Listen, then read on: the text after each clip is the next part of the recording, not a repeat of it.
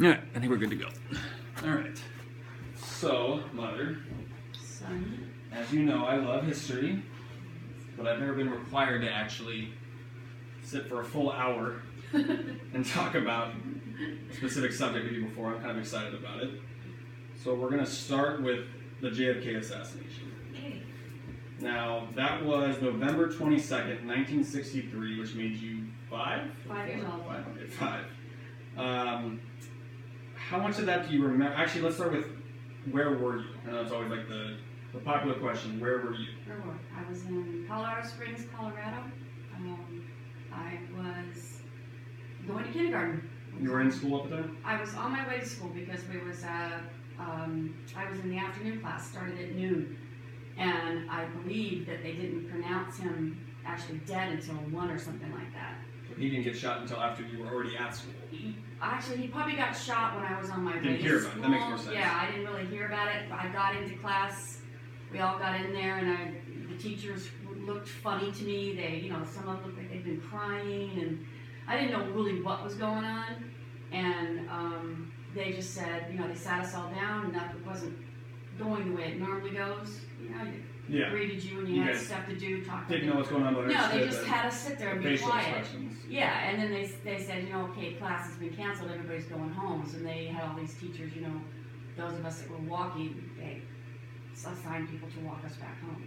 So they just sent you home? Sent us home and didn't tell us anything. Really? Yeah. I thought you at least were informant. I think because They didn't want to scare the kids? kindergarten, if I'd been in 6th grade or something, I'm sure the other kids at school knew it. Well, your sister and your brother were at school, right? Yeah, but see, they all went to school in the morning, a full day, like most kids. Because I was in kindergarten, I was at home with my mother in the morning. And I'm not sure if she had the TV on. Maybe she didn't have the TV on, so she didn't know. Because when I left home to walk to school with the neighbors, everything seemed fine to me. So she must not have heard it, and she probably turned the TV on after I left. And that's how you found out. Because when I came home, Yeah. she was, basically she was crying, her hands were on her face, and she was sitting on the edge of the seat. This was Nana. Nana staring at the TV. I'm like, and that I didn't know what was happening, and that's when she I don't even know if she told me. I think I heard the TV was saying that President Kennedy had been shot. They weren't sure if he was dead. By the time I got back home and the TV was on, he was at the hospital, and they were waiting to find out if he was alive. So you walked in by yourself as a 5-year-old Yeah. to see your mom freaking out on her knees. Crying, just sitting there on the couch. She didn't drop to her knees until I remember the newscaster, I can't think of his name right now, Walter Cronkite, I think? Yeah, Probably, right? Walter Cronkite came on, and it was so, I don't know if I'm remembering this or if I'm Of course, remembering it yeah. because of what I've seen now, but Yeah. him coming on, and he was very choked up, and he had these glasses that he always wore, and he took the glasses off, and took a second before he actually said it. I'm sure you think like everyone does when they try and think like that far. Yeah. You don't know if you really remember it or if you made it up your head or Yeah. what, but that's what you see is your mom. As soon as he said that President Kennedy was dead, that's when she came off the couch and onto her knees and just started bawling. She was just crying and crying. And I'm sure that affected you more than. Oh, I was way The more president affected did. by that. Yeah, I Yeah. knew who the president was. I was cognizant of the fact that, the president of the United States had been shot and killed and was dead.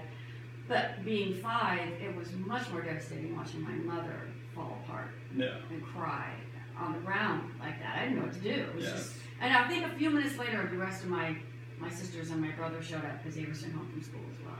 Yeah. When did Papa Jack? When did your dad get? He didn't come home till he regularly came home, because he worked up at NORAD, which was that secret, place up that did the weapons system Right. and the first computers and all that. So he was in the military at the time. He was in the Air Force, yeah. So he didn't come home till regular time. Honestly, I don't even remember him coming home.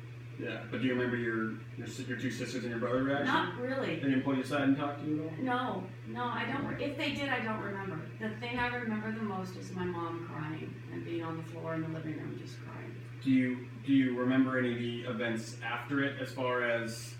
Yeah. Yeah, I mean the very next event, obviously the biggest one, would then be catching Harvey Lee Oswald and Yes. the first ever. Actually, I don't know if you know this. It was the first ever assassination on live TV in America. Was when he was shot.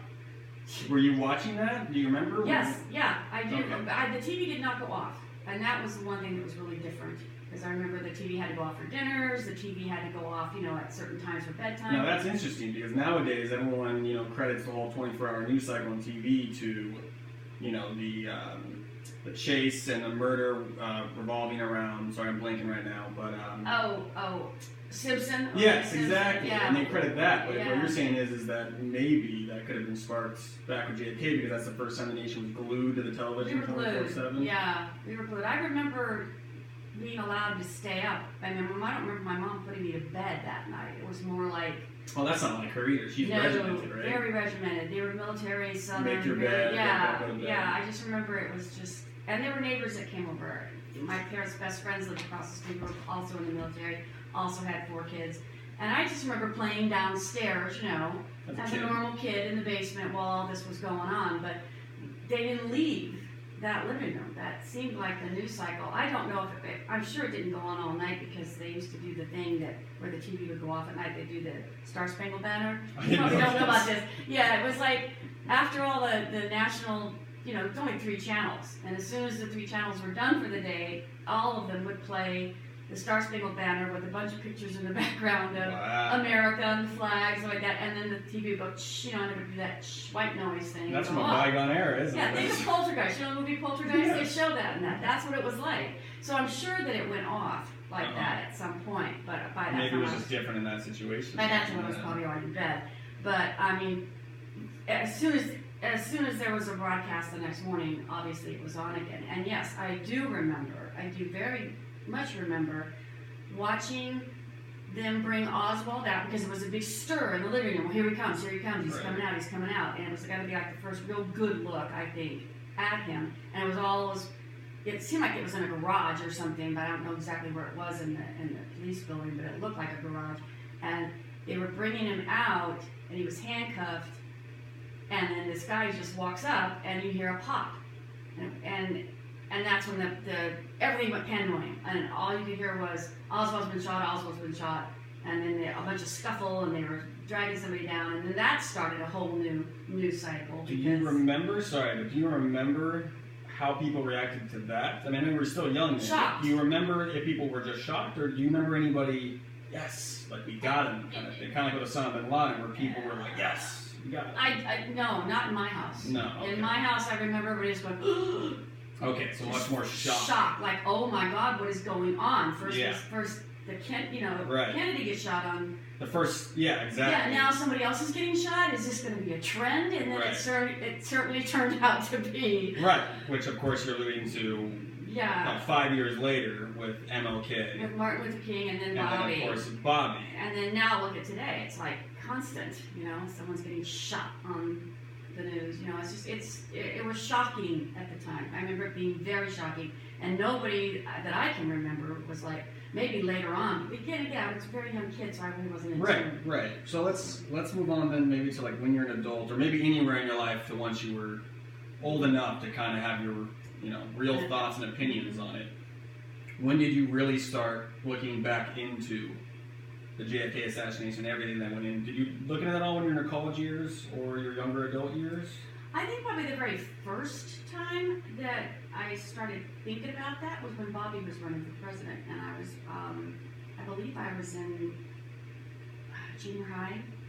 Okay, because that wasn't that much longer after, because he was assassinated, I think, just like 5 years later. 68, I think. Yeah, okay. Yeah, so, I was, if he died in November 1963, I was almost 6, because I'm in February, so. Right, and then just to get the So I was time like of 11, so it was Yeah. like, I think I was in. So you were 6th pretty or 7th young when you grade. started getting interested in it. Well, because when after Martin Luther King died again, so shocking, so horrible, and I remember people around me talking and saying, "Oh, like the world's going to end. Look at this," sort of thing. Right. Well, That's like how you- people were feeling. Like you said, I mean, the whole shock of not only the president being assassinated, and then 2 days later having Lee Harvey Oswald being assassinated. It was just, This might have been even crazier because carrying with that added weight, only 5 years later you have a huge leader like MLK getting assassinated in April of that was 1968. devastating. But just, what is that, like 3 months later in 3 months June, later, it was Bobby just, gets assassinated. oh, And I know you had an emotional connection to Bobby, even as a young kid and now. By the time I was, 10 or 11, I do remember my family and my brothers and sisters having more opinions because they were older. Frank would have been in high school. More politically engaged. And very, very, very much into MLK and Bobby. Oh, so they were behind MLK. Oh, yeah. My brother, if he had been a little bit older, would have been on one of those freedom rides. He was very... Really? Frank wanted to be a preacher. Okay, I was going to say, because his biggest thing, obviously, was, religion and his... do you know what the SCLC is? The Southern Christian Leadership Conference? No, but I do remember that. Now that you say it, I remember hearing it, yes. That's a huge organization that he built. And I was just wondering, because I know we're not... my brother and I are not that religious now, but you guys came from, was it Christian? What did you guys grow up? Just Lutheran. Yeah. Okay, so was there any attachment to that at all with your parents, especially as far as religion? Do you guys agree with them religiously, or was it more the civil rights? It was more the civil rights. Okay. Yeah, it was more the civil rights for sure.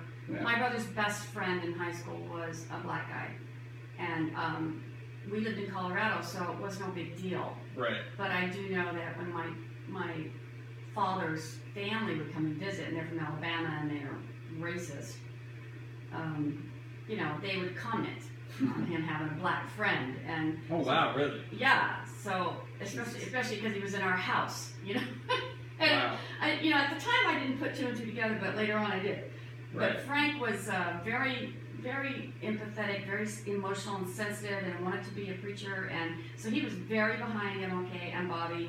And I looked up to Frank a lot, and when Bobby got shot, it was devastating.